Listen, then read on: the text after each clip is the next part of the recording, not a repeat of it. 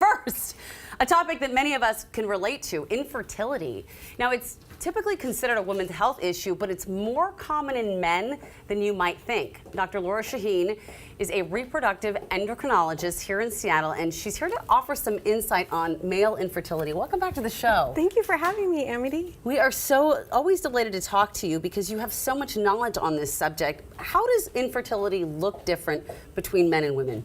Well, I think it can present in a different way. Certainly you assume that it's a couple that might be trying to conceive. In women, infertility can show up as something symptomatic, like irregular menstrual cycles, miscarriages, which is a different type of infertility. Right. And in men, it can be silent.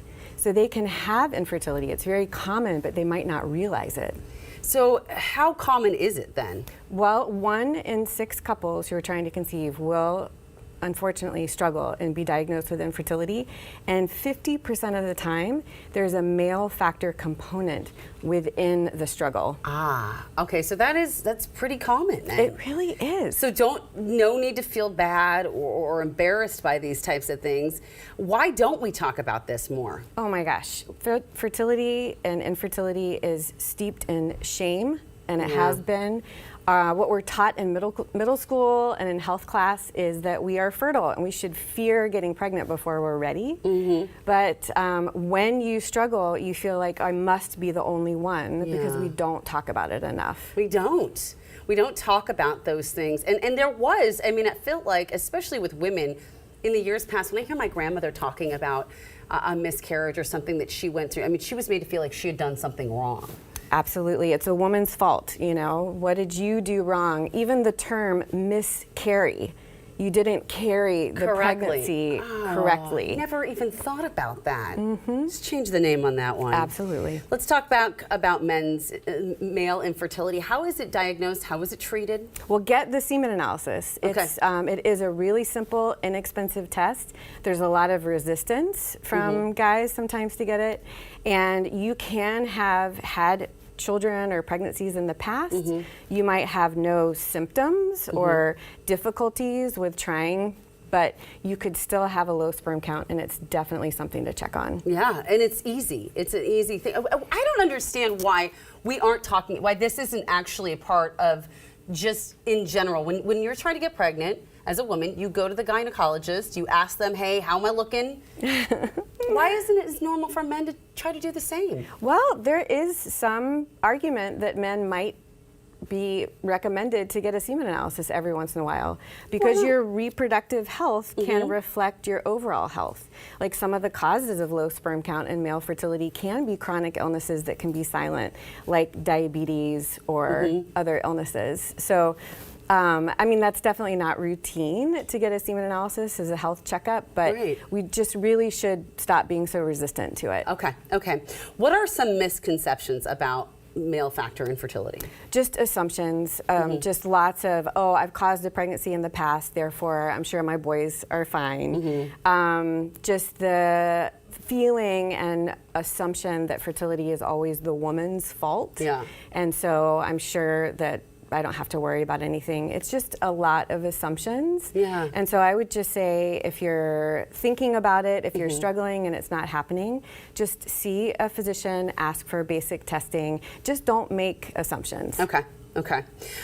We've also heard a lot about these microplastics and fertility. Should we be worried about that? And kind of to explain where microplastics come from, these are just when we use a product that may have microplastics in it and it gets in our body, right? Oh yeah, I mean, whenever I see something that says seasoned with sea salt, I'm like, oh great, it's full of microplastics. Like, well, they're just everywhere and it's in the ocean, right? So you can't avoid it. It's something to be aware of. But don't freak out? No, I mean, I think that we can make really safe choices to decrease toxins in our home, you know, choosing fragrance-free laundry detergent. That is something that the next time you buy laundry detergent, you could choose, right?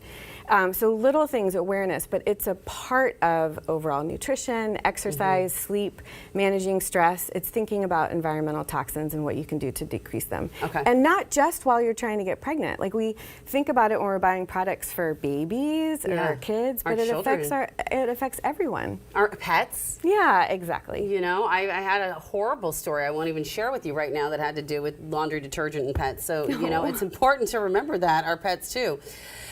We've also heard it's important to find community. Of someone you and I know both very well, she was going through infertility, and it was so important for her to have that community and that support. Yeah. Why is that so key? Well, we can blame ourselves. We can really start a cycle of shame when it comes to miscarriage and infertility. And being able to find a community to share stories and find support is so important. That's one of the reasons I do so much on social media, and I have my podcast, Baby or Bust. And I recommend to my patients and my community another wonderful resource called Fertility Out Loud. It's a platform and a community where people can find resources, including a texting service. Really? Called Fertility Outreach, where you can actually text with fertility coaches. Oh, I love Just that. to ask those questions that sometimes you can't get into your doctor fast enough. Before I let you go, and you mentioned this before, we were talking about we're going into health class and we're told how to not get pregnant. I got to ask you, your thoughts on the FDA's approval of over-the-counter birth control pills for women. What do we think of this? Finally! Okay. Yeah. So this medication was actually approved as a birth control in 1973. Okay. It's a progesterone-only birth control pill, so a lot of the worries that people have about birth control pills are really due to a lot of the estrogen side effects. Got and this it. is only progesterone. It is, 93% effective if you're using it perfectly. Over 100 countries have over-the-counter birth control pills, so we really are behind the times. And in this setting of real threats to reproductive rights, allowing people to find something that they can get online or in the drugstore, which I understand isn't going to be available until early 2024. Okay. But the fact that it's been approved, And then it's coming. it's coming finally. Wonderful. It is great news. I'm so happy to hear it. Thank you so much for this. It's always a pleasure to talk with you. We don't get you over here enough, so please come back anytime. I really appreciate it. Thank you, Amity.